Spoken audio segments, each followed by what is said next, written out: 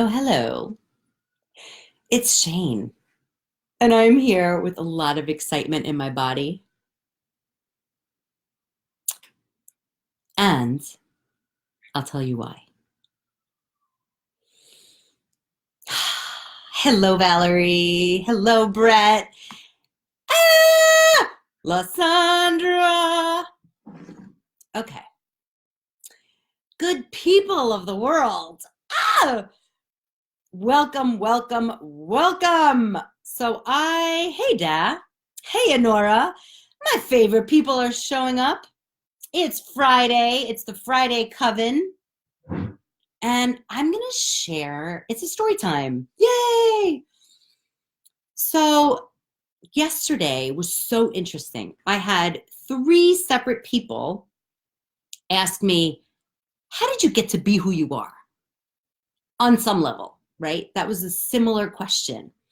The first person was a client. She's amazing. The second person was a potential client. She's amazing. Hey, Robert. The third person was a podcast interview that I did. And what happened was fascinating. And the reason I'm going to share this story is my intention is that, hey, Will, is that you're inspired and that you take it in and use it in your own life and then come back and share or share right now the impact of hearing this. And it's my intention to also be really clear and speak slowly because when I get excited, I rush. So happy you're here, Robert. Okay. So I basically, every day of my life is an adventure. Every moment is an adventure. Candy, I'm so glad you're here. So there's some amazing video vixens that are showing up. And that was a challenge I did.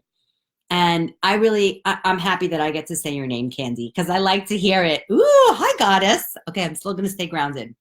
So how did I get started? How did I get started? The first person that asked me, she's a client. And basically when she asked me this question, she hired me because she's like, I relate to a lot of things you say, and yet I feel like crazy shit in my life. That's not her exact words, but she's doing all this learning and recognizing. And so she asked me not to, so I could be self-indulgent, but because she wanted to know, how the fuck can I use this, whatever you're doing, which looks so much fun and so easy, in my own life? And I was like, you know what? We have a lot in common. Sometimes I share a brain with people. Like, I just got off the phone with Lysandra, and we just had the most kick-ass session ever.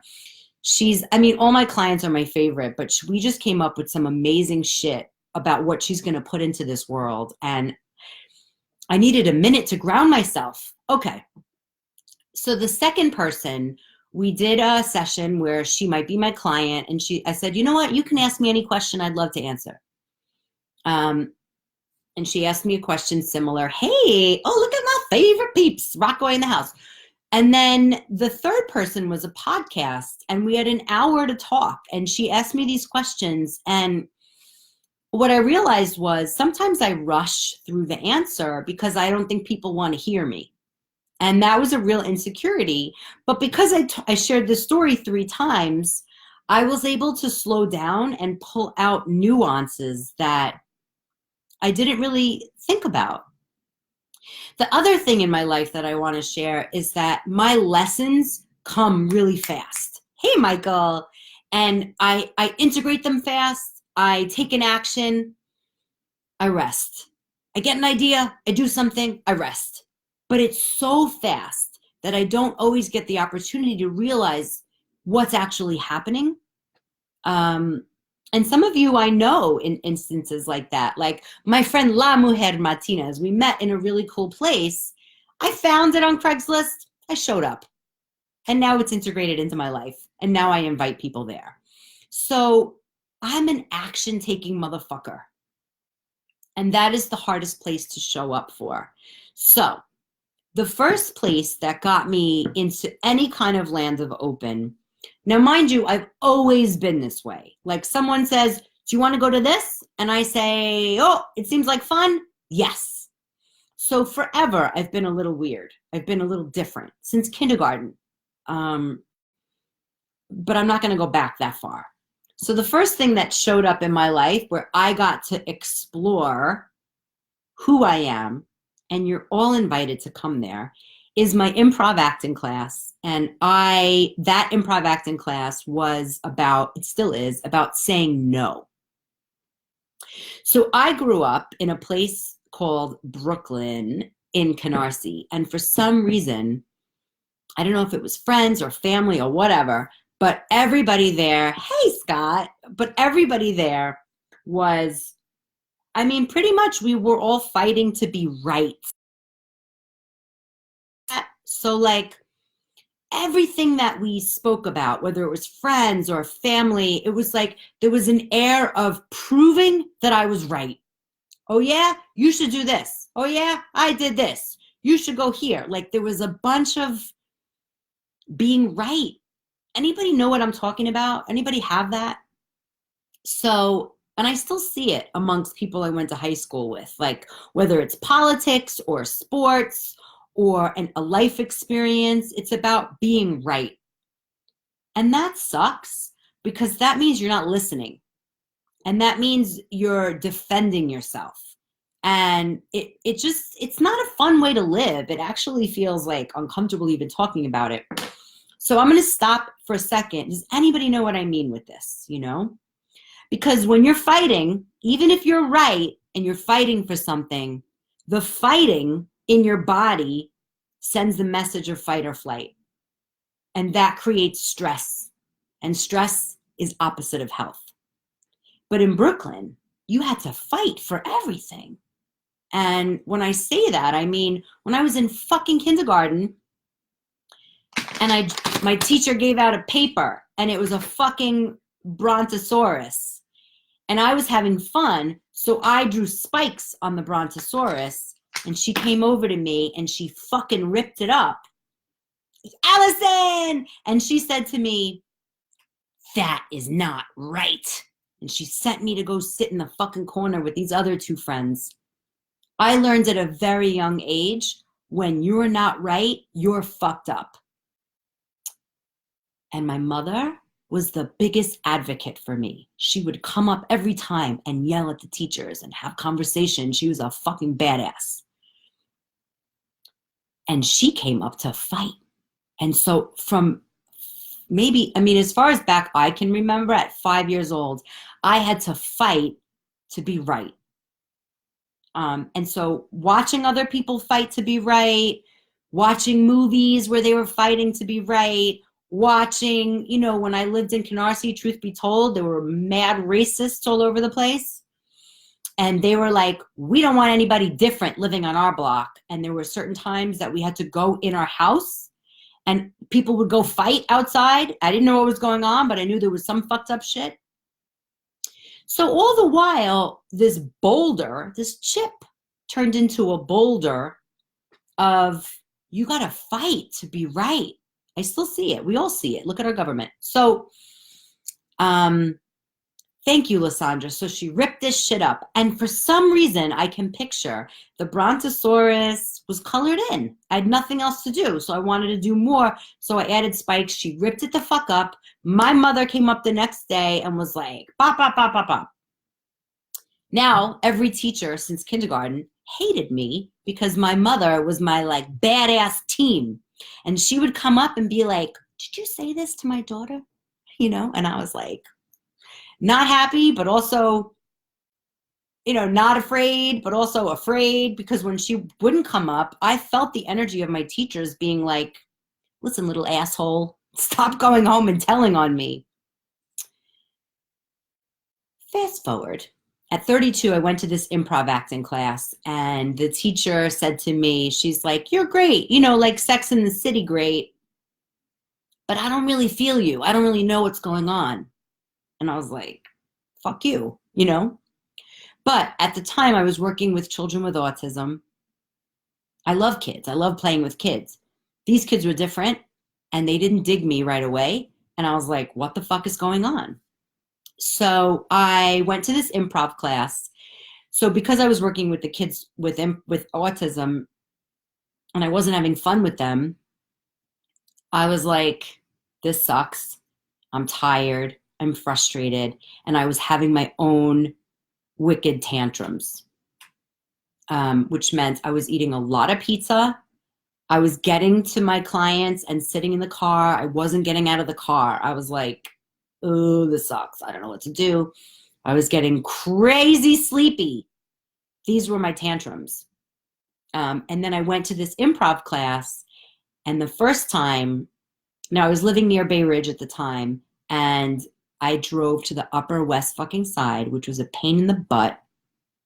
But when I left the class, I had more energy. I wasn't sleeping while I was driving. Whereas on the way there, I was like, okay. I was like, you know what? That's interesting. I went back a second time and I left with more energy. Not just more energy, but with hope and excitement and curiosity.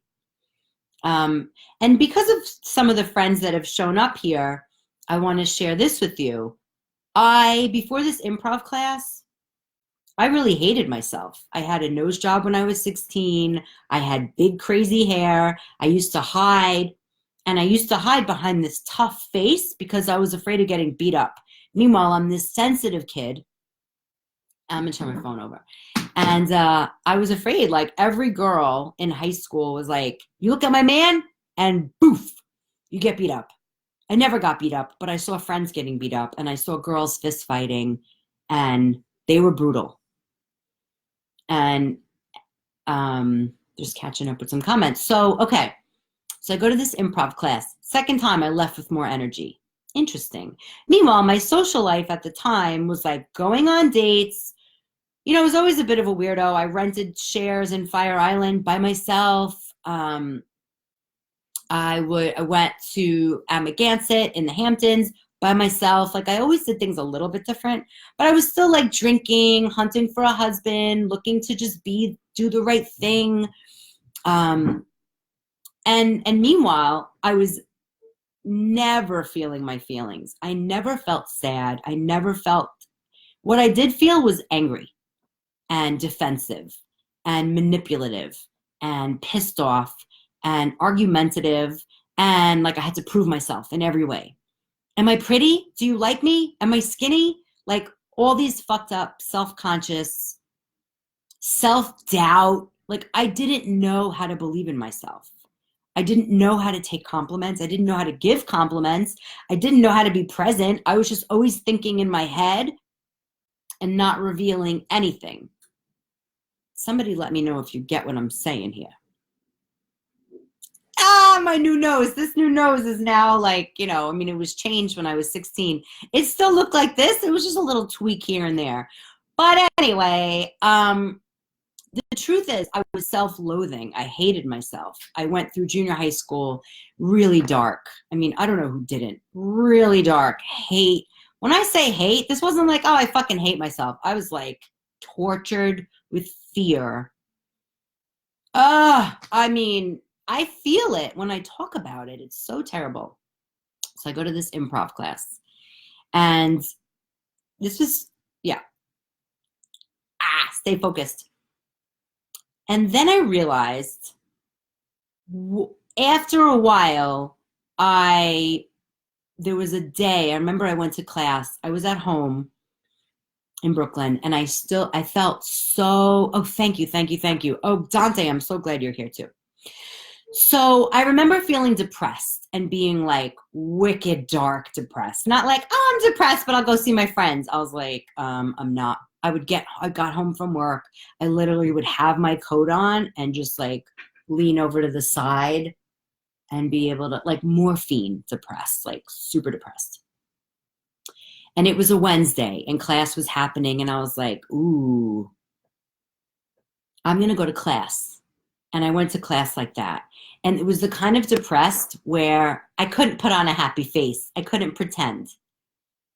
And I thought, no one ever told me this. I wasn't like self-development queen. I didn't do shit. I just knew how to go to bars, have fun, be the life of the party, and hang out with women that had no idea how to love themselves or like themselves.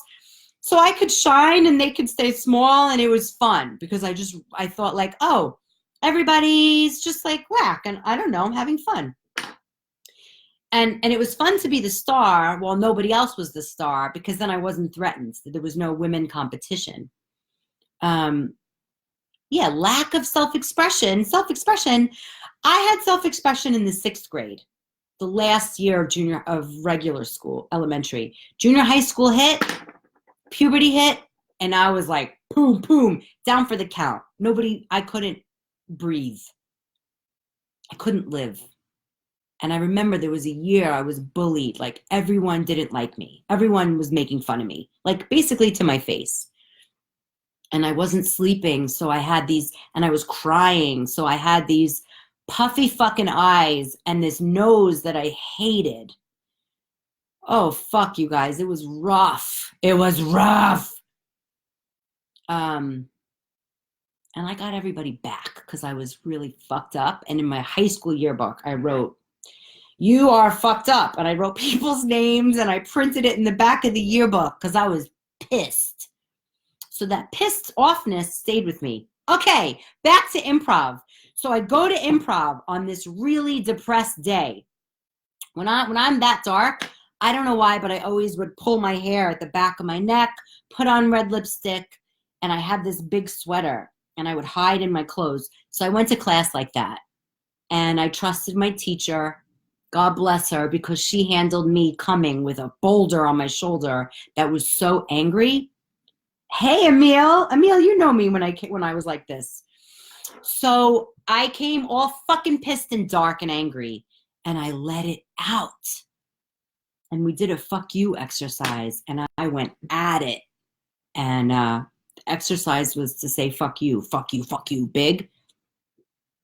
People were riveted, and I was like, what the fuck are you saying? Like, they were like, that's amazing. I'm like, what's a fucking amazing? Like, I was pissed, and they were complimenting me on it, and they were like, your acting is so great. And I just started bawling. And I was not a crier. Crying meant you were a pussy. It meant you were weak. You're a piece of shit. What the fuck are you crying for? So I sobbed for like maybe 30 seconds, maybe. And then I zipped it up, went to the bathroom, came back out, and people were going on and on about how great my fuck you was. I don't know if I got it, but what I did know was when I left that class, after feeling so wicked dark, there was an unusual shit that was going on. I didn't know what it was. But for some fucking reason, for the next 2 years, I did not drink. I did no recreational drugs. I went on 0 dates, no dinners, no bars, no birthday parties, no weddings, no bridal showers. I only went to this acting class, this improv class that was based on saying no for 2 years, every Wednesday and occasionally on Thursday when there was class. If somebody was like, let's have coffee, let's go out, I'm like, come to my acting class. Let's have dinner, come to my acting class. I was not, and not only that was I inviting them there, I was like, if you don't come to class, I can't be your friend anymore. So I was a bully about it. I was like, come to class, like, because I found whatever problem I was having, I would bring it to class and I would leave and I'd feel lighter. And so anyone that had a problem that was like my friend, I'd be like, come to class, bring it to class. And then I would give them reasons. I couldn't stop. It was like vomiting. I was like, well, I did this scene and blah, blah, blah, blah. And then I did this scene and blah, blah, blah. And now I feel blah, blah, blah. And so anybody wanted to talk to me, hey, Lewis, I just was like, acting class. And no, for 2 years, nobody I invited came. Okay, once I remember this woman came and my teacher said to me, Shane, I thought she was going to run the fuck out. And you know, at the time, the class was, first of all, it's the Open Door Acting Company. Class still exists. Now when I invite people, they show up. I bring clients there. This place changed my fucking life. And slowly but surely, my amazing teacher, Erin Flowers, painstakingly held space for me to remove the anger, the rage, the pissed offness. My eyeballs started to change colors. I started to stand straighter. I became love. And I know that sounds so hokey, but motherfuckers, I was an angry motherfucker. I did not know how to be any other way. And that's how I related to friends, to family. We just fucking were like, what are you doing? You're going to wear that shirt? What's on your face? You're dating that guy? You should do this instead. Like, that's how we related. Like, we were in the knockout boxing ring. That's amazing. That's amazing, Dante. I didn't have any positive people around me. You know, my family loves me. They love me. But my grandmother always talked about me, but there was a lot of tough love going on. And so it didn't even matter, because junior high school, I did such a number on myself, and I watched all these fucking John Hughes movies, and you had to be pretty and cool and popular. And I was like, I'm ugly. I'm stupid. I can't even look at people. I hid my nose behind my hair. I was a mess. So going to this acting class and inviting people to show up, and they wouldn't come, and other people were inviting their friends and their friends would come, but mine wouldn't, was really painful, because I was like, oh. And then fast forward, I was like, oh, it was my place. It was not for me to share. 2 years, no social life other than this class, except that was my social life. I got to experience dates and adventures and being in the war and being a pregnant, abusive woman and being, you know, I got to play all these characters. So I was having life experiences, except they were just imaginary circumstances where I got to be real. Now, let me get some science brain stuff with you. Hey, Michael, my ego had no fucking clue that it wasn't real. I was actually having these experiences. I was actually emoting. And my mind, it was like a sidestep of logic. So after the scene was over, my heart was racing. I felt all these feelings, but I'm not a pregnant, abusive woman. I'm not in a war. I'm not homeless. I'm not the Queen of Sheba. But in the scenes, I was. And my body got to have that experience. And because it wasn't real, I allowed myself to have that experience. So whereas in therapy, you're there to talk about your shit, and, you know, that feels fucked up. It doesn't feel good. But if you're playing, then the body has more permission to express. I'm on a rampage, but if anybody has any questions, please answer. So what I learned, and that's when we met, Emil, was something I really believed all along. Play is the most powerful therapeutic experience one can ever have. I don't care if whatever therapy, whatever medication, whatever illness, I'm still a bully about this, by the way. A love bully. Whatever medication, whatever fucked upness you think you're healing with something else, this specific improv where it's about saying no can heal every motherfucking thing in your whole life. It taught me about energy, and it taught me how to play in a way where it was safe to cry. It was safe to freak out. Hey, Keith, I'm glad you're here. So people who knew me before improv, you know, I was...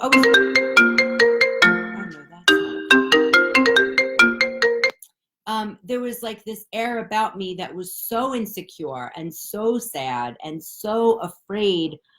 And there's a bunch of you here that knew me before then.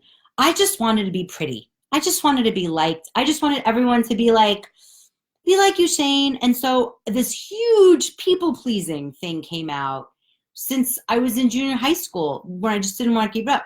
So if I didn't want to get beat up, that meant like, it's okay to get drunk and just like have fucked up experiences. It's okay to walk around with this geisha weird smile like, hi.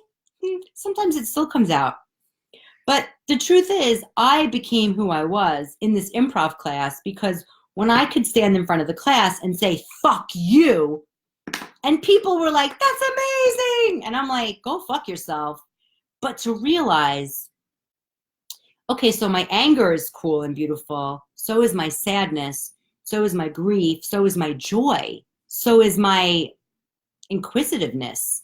So is my goofiness. You know, that stuff is really vulnerable. For me to be goofy with somebody, that's like big time vulnerable. So that one time that I went to class wicked depressed, the next time, I mean, there were 2 years of this shit, but I'm a little distracted now. Does anybody have any questions so I can have a minute to breathe and think? Oh, I have a good one. It's like X-rated. Ooh, and I'm going to share it if you're on my OnlyFans page. Ooh, secret plug. Okay, I think that's it. That's it for now. Oh, the other cool thing was, because I didn't do anything else social. Oh, I know what I was going to say. So I did a couple of movies before I started in my acting class. And I remember actually this guy Stolas, who I did a movie with, he filmed me recently doing a workshop. And he said to me, Shane, you're so different. Oh, I love it. Thank you, Gio. I need some fucking help, man. He's like, you're so different. When I filmed you, you were so like not there. And that's your question, which is great, Gio, which is I am so right fucking here. And when I'm not, I will tell you. So basically, it is my kink. It is my joy to speak truth. It's so much fun because revealing what's happening up here is a secret, right? So we all walk around with this major secret. And so when you're with somebody and you're thinking like, oh, I really think about da-da-da-da-da-da, you have this filter in front of you, which everything comes through that filter. And then you're like sort of there with that person, but you're over here in your head. Right now, Gio, I fucking love myself. And I love all you motherfuckers because it's all really important that you show up to ask me questions, to witness this. Now, I also just thought about how much I love Tommy Lee and how he calls everybody motherfuckers. And I love passionate people because passionate people forget to use that filter. And so when you show up and you like what I'm doing or saying, sometimes people tell me they don't even listen. They just watch my videos. It's such a pleasure to be me these days. And I have been so sad and dark and afraid and fucked up that every day I have gratitude. And it's like, you know, so many of you I've been in workshops with, I've been in class with, I've been in eye contact with, and I've been like all over the place with, hey, Justin. And the truth is, I feel permission to mess up. I feel permission to feel fucked up. I feel self-expressed. I want more places to be self-expressed. I love being on stage because there's something in me that gets healed and gets to express myself when I'm being witnessed. And here's the thing, you guys. It can be for you too. And it is my true ass conviction that everybody can grow exponentially, motherfucking efficiently faster when you're visible, when you're vulnerable, when you take a risk and do something that you're not sure what it's going to look like afterwards. And you might feel stupid, and you might feel afraid. You might be rejected. That creates some electricity in your body. And we've been taught to avoid that, basically. Like, just stay under the radar. Oh, I'm getting hungry. That means there's energy moving. So, oh my goodness, the goddesses are here. More and more. Okay, great. So a lot of my beautiful, amazing, when I say clients, it feels so bleh. So whatever. Some of my enchanted people here, they know what I'm talking about because, and Cynthia, who's a genius, who you'll see an interview with live in a couple of weeks. She said, Shane, you have this sneaky way of getting people to be seen where it feels fun. And what I want to say to all of you is, I know darkness. Like, I'm the firstborn in this country. My family, everybody's an immigrant, and they came here after World War II. And there's a certain fucking suffering in that. Let's not, it's just a fact. And a lot of my ancestors passed away in the Holocaust. They were killed. So in the experience of my life, I am the first one born in this country. I have a fucking ridiculous amount of choices to be made at every moment, and I run with that. I don't have Jewish guilt for fucking nothing, for fucking anything. Do you know how big that is? Are there any Jews here? Like, do you know how big that is? Anybody who experiences guilt on any level? Thank you, Justin. You've experienced my energy. Like, we've been in workshops together. And so I feel close to Justin when he shows up because we've had moments together. Everybody, mostly everybody here. So when I'm doing these live videos, I just answered a question in the Rockaway Times about this. I feel connected. I've had experiences with Lucy. I've had experiences with Darius. And Gio, thank you. It comes up in your voice. My voice has gotten deeper since I started doing all this work, because when you have trauma of any kind, and when you hear women or men and they're talking from here, and then you're like, what the fuck? I own my life. And it comes from my gut. It comes from my pussy. It comes from my heart. And so even if people listen to me in other languages, they feel me. I once did a workshop this was great. I showed up, and it was a group of parents who only spoke Chinese. And they were like, Shane, this is a workshop. And I was like, wait, what? There was a translator, but tons of shit gets lost in the translation. After this workshop, I gave it my all, like I do. And after this workshop, they were like, thank you. They were thanking me profusely. And this was many years ago. And I just was like, I get it now, I get it. Like, there's a conviction that comes through, and it's a transmission. And that's why you like watching me. That's why I like talking, because I feel you taking me in. Hey, Jane. And everybody's invited, because I'm a special educator. That's my master's degree. I believe in motherfucking inclusion.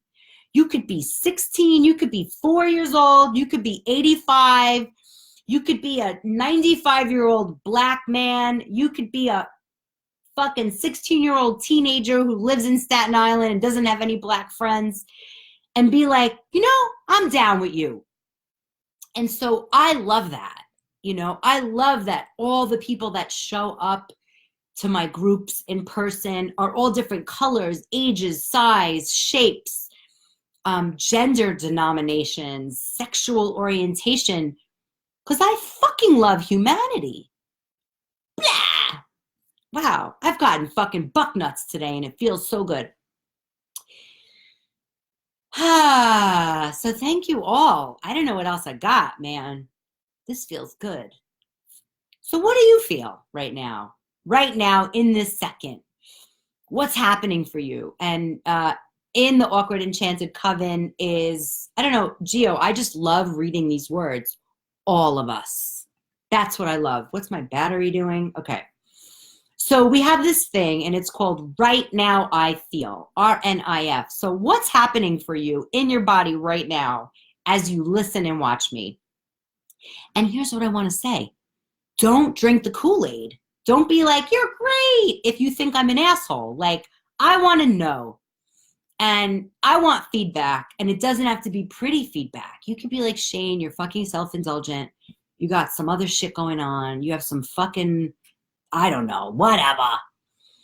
But the truth is, we are all reflections of each other. So there's something in me that you have or that you want.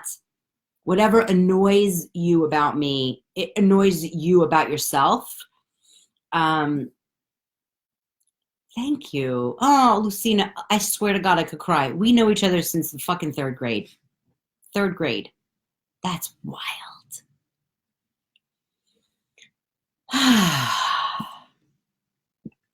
So anyway, yesterday, thank you. Right now I feel. Playful. Good, Gio. I like your playful style.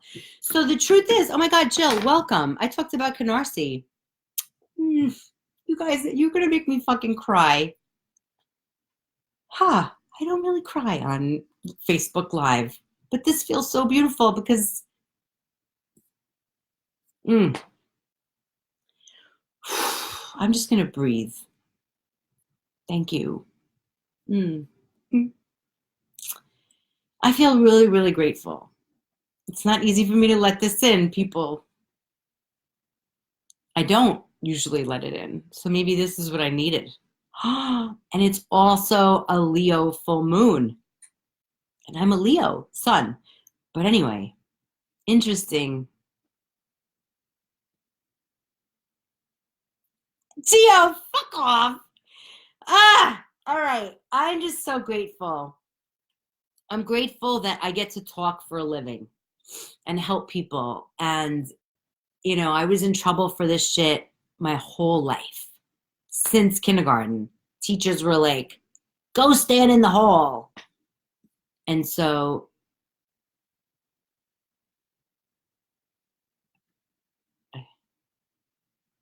oh, beautiful. Thank you. You fucking Gio, why would you say that? So I really want to, okay, here's my public service announcement. A, it's okay to cry. B, thank you, Lucina. And now listen, in the awkward enchanted coven, like I feel okay to cry. But in this, ooh, that's a big one. So what I want to say is public motherfucking service announcement on so many layers and levels. Like, let yourself have your feelings. Let yourself be self-expressed.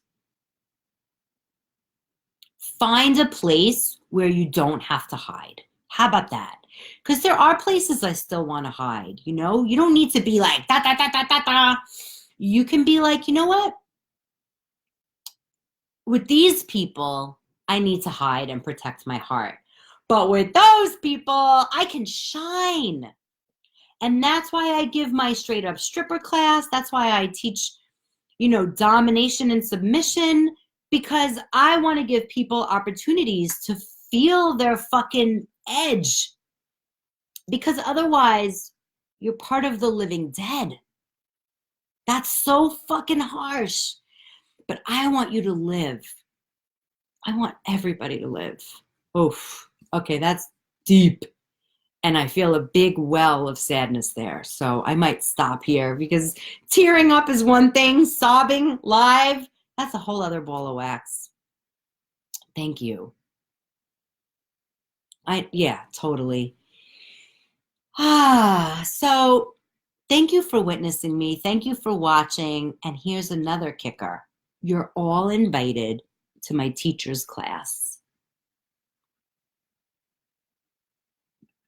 Oh, I just remembered the other thing. Whatever. I'm not going to go back into it. I feel complete for now. If you want to hear more stories, join me on OnlyFans.